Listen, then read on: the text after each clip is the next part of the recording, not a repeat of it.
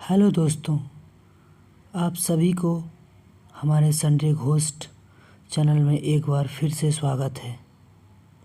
आप लोग कैसे हैं? सब स्वस्थ होंगे, अच्छे होंगे और मस्त होंगे। हम आज एक भयानक डरावनी रहस्यमयी कहानी को लेके आए हैं जो कि एक स्त्री के ऊपर आधारित है। गांव के एक किनारे पर एक पुराना खंडहर सा मकान था जिसे लोग विधवा का मकान कहते थे। उस मकान के बारे में कहा जाता था वहाँ एक स्त्री की आत्मा भटकती है जो हर अमावस्या की रात आती है।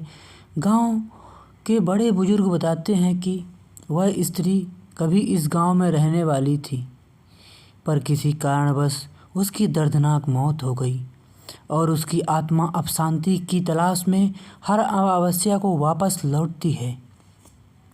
उसी गांव में रवि नाम का एक युवक जो गांव में नया आया था इन बातों पर यकीन नहीं करता था। उसके दोस्तों ने उसे चैलेंज दिया कि वह इस अमावस्या की रात को उस घर में जाकर रात बिताए। रवि ने अपने दोस्त की बात मान ली और अगले ही अमावस्या की रात उस खंडहर नुमा मकान में पहुंच गया। रात गहरी हो चुकी थी और आसमान बादलों से ढका था। मकान के अंदर घुप अंधेरा था और एक अजीब सी ठंडक थी। रवि ने एक टार्च जलाया और चारों ओर देखने लगा। अचानक उसे लगा जैसे कोई उसकी ओर देख रहा है। उसकी रीढ़ की हड्डी में सिरहन दौड़ गई। उसने सोचा कि यह उसका वहम है, लेकिन तभी उसे किसी के पैरों की आवाज़ सुनाई दी, जैसे कोई चल रहा है। धीरे धीरे वह आवाज़ करीब आने लगी। रवि ने टार्च की रोशनी उस दिशा में डाली जहां से आवाज़ आ रही थी। वहां कोई नहीं था, लेकिन तभी एक ठंडी हवा का झोंका आया और उसने देखा कि सामने एक परछाई खड़ी है। वह परछाई धीरे धीरे स्पष्ट हो गई। उसके सामने एक स्त्री खड़ी थी, सफ़ेद साड़ी में लिपटी हुई। उसके लंबे लंबे बाल चेहरे को ढक रहे थे। रवि का दिल ज़ोर ज़ोर से धड़कने लगा। वह स्त्री धीरे धीरे उसकी ओर बढ़ रही थी। उसकी आंखों में दर्द और बदला था। रवि ने देखा कि उसके चेहरे पर जख्म के निशान थे, जैसे किसी ने उसे क्रूरता से मारा हो। रवि के पैर जमीन में गड़ गए। वह स्त्री उसके पास आई और एक धीमी ठंडी आवाज़ में बोली, तुमने मुझे क्यों बुलाया? रवि डर के मारे कुछ बोल नहीं पाया। स्त्री ने फिर से कहा, तुमने मुझे क्यों बुलाया? मैं यहाँ शांति पाने आई हूँ, लेकिन कोई मुझे चैन से नहीं रहने देता। रवि समझ गया कि वह आत्मा शांति की तलाश में भटक रही है। उसने हिम्मत जुटाकर कहा, मैंने तुम्हें नहीं बुलाया।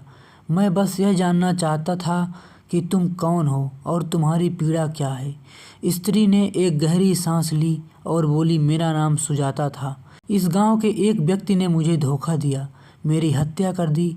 अब मैं इस अमावस्या की रात को यहाँ आती हूँ ताकि उस धोखेबाज की आत्मा को खोज सकूँ। रवि ने सुजाता से पूछा, मैं तुम्हारी मदद कैसे कर सकता हूँ? सुजाता ने रवि की ओर देखा और बोली, मेरे हत्यारे का नाम जान लो और उसे न्याय दिलवाओ, तभी मुझे मुक्ति मिलेगी।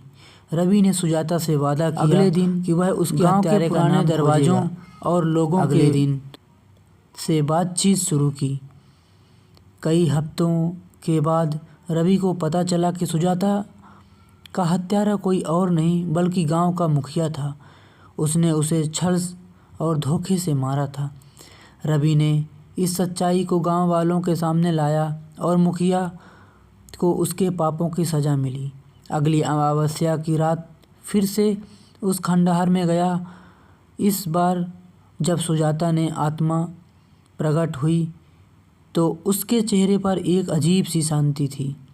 उसने रवि को देखा और मुस्कुराई, धन्यवाद, अब मैं मुक्त हूँ। इसके बाद वह स्त्री धीरे धीरे धुआं में विलीन हो गई। रवि महसूस किया कि मकान का माहौल अब पहले जैसे डरावना नहीं रहा। सुजाता को मुक्ति मिल गई और उस गांव के लोग अब शांति से रहने लगे। लेकिन गांव के लोग आज भी कहते हैं, स्त्री फिर आना अगर कभी न्याय ना मिले तो। अगर ये वीडियो आपको पसंद आई हो तो प्लीज़ मेरे चैनल को लाइक शेयर सब्सक्राइब करें और कमेंट बॉक्स पे ज़रूर बताएं कि नेक्स्ट कहानी मैं किस पे लाऊं। आपके कमेंट का हमें इंतज़ार रहेगा। धन्यवाद। राम राम।